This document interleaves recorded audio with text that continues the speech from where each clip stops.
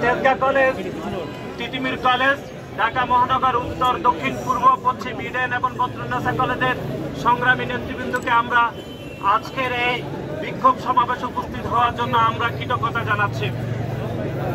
সংগ্রামী সমাবেশ এবং উপস্থিত নেতৃবৃন্দ, আপনারা অবগত আছেন, গতকাল দিবাগত রাত 12টায় বাংলাদেশ জাতীয়তাবাদী ছাত্র দলের স্যার প্রমাণ হলের সাহিত্য এবং প্রকাশনা সম্পাদক সাম্যকে যেভাবে সন্ত্রাসীরা উপযুক্ত করে ছুরিকাঘাত করে হত্যা করেছে, এই ঘটনায় প্রমাণিত হয় যে ঢাকা বিশ্ববিদ্যালয়ের যে সাধারণ শিক্ষার্থীরা কেউ আর এখন পর্যন্ত নিরাপদ নয়।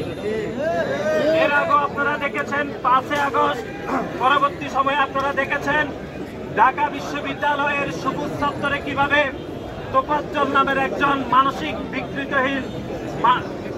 বিকৃত লোককে কিভাবে হত্যাকাণ্ডের শিকার হতে হয়েছে ঢাকা বিশ্ববিদ্যালয়ে। আমরা আজকের এই সমাবেশ থেকে স্পষ্টভাবে বলতে চাই, গণঅভ্যুত্থান পরবর্তী সময়ে যে প্রশাসন ঢাকা বিশ্ববিদ্যালয়ের দায়িত্ব নিয়েছে, সেই প্রশাসন ঢাকা বিশ্ববিদ্যালয়ের সাধারণ শিক্ষার্থীদের নিরাপত্তা দিতে চরমভাবে ব্যর্থ হয়েছে।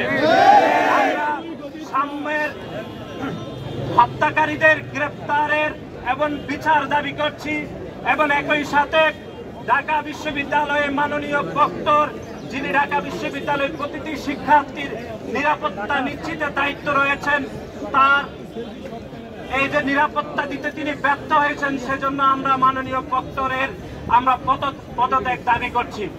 এবং একই সাথে বিশ্ববিদ্যালয়ের সর্বোচ্চ অভিভাবক হিসাবে ঢাকা বিশ্ববিদ্যালয়ে মাননীয় উপাচার্য কোনোভাবে এই ঘটনার দায় এড়িয়ে যেতে পারে না। এবং গণঅভ্যুত্থান পরবর্তী সময়ে 2টি ঘটনা প্রমাণ করে যে ঢাকা বিশ্ববিদ্যালয় মাননীয় ভাইস চ্যান্সেলর চরমভাবে ব্যর্থ হয়েছেন এবং বাংলাদেশ জাতীয়তাবাদী ছাত্র দলের পক্ষ থেকে মাননীয় প্রক্টর এবং মাননীয় উপাচার্যের পদত্যাগ দাবি করছি।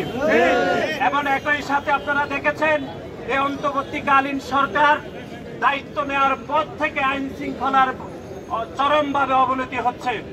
এর আগে আপনারা দেখেছেন আমাদের বেসরকারি বিশ্ববিদ্যালয়ের মেধাবী শিক্ষার্থী, বাংলাদেশ জাতীয়তাবাদী ছাত্র দলের মেধাবী কর্মী পারভেজকেও একইভাবে কুপিয়ে ছুরিকাঘাত করে হত্যা করা হয়েছে। সুতরাং আমরা মনে করি এই অন্তর্বর্তীকালীন সরকারও আইন শৃঙ্খলা রক্ষা করতে চরমভাবে ব্যর্থ হয়েছে। সেজন্য আমরা এই অন্তর্বর্তীকালীন সরকারের স্বরাষ্ট্র উপদেষ্টারও পদত্যাগ দাবি করছি।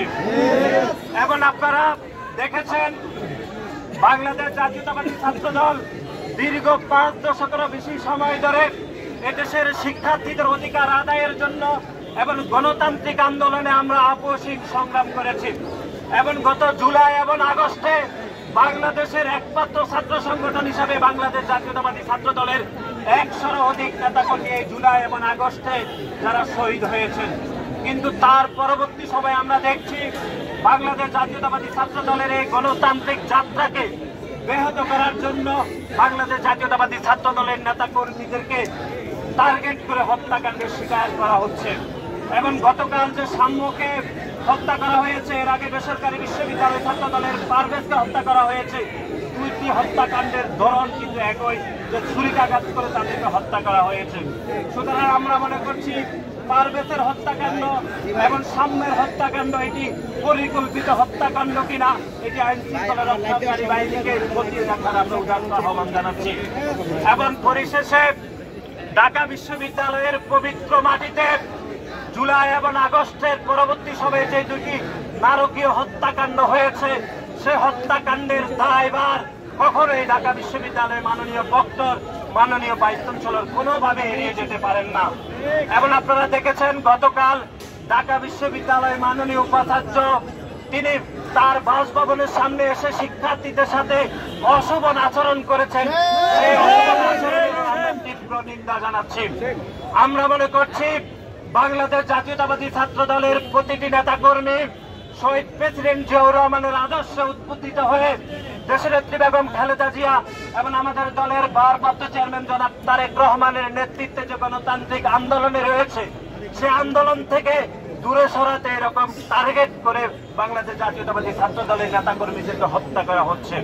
সুতরাং আজকের এই সমাবেশ থেকে আমরা অনতিবিলম্বে সাম্যের হত্যাকারীদের গ্রেপ্তার এবং বিচার দাবি করছি এবং অনতিবিলম্বে ঢাকা বিশ্ববিদ্যালয়ের প্রশাসন সহ বিভিন্ন হলগুলোতে এখনো পর্যন্ত ছাত্রলীগের দোসররা এখনো পর্যন্ত হলে অবস্থান করছে। ছাত্রলীগের প্রতিটি দোসরদেরকে গ্রেপ্তার বিচারের দাবি করছি।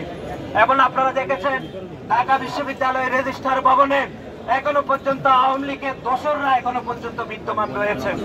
আমরা স্পেসিফিক করতে চাই ঢাকা বিশ্ববিদ্যালয় মাননীয় ট্রেজারারের পিএস এখনো পর্যন্ত আওয়ামী লীগের দোসর, যারা গত 3 জুলাই শেখ হাসিনার পক্ষে যারা স্লোগান দিয়েছে সেরকম আওয়ামী লীগের দোসরদেরকে এখনো পর্যন্ত প্রশাসনে তারা জড়িত রয়েছে।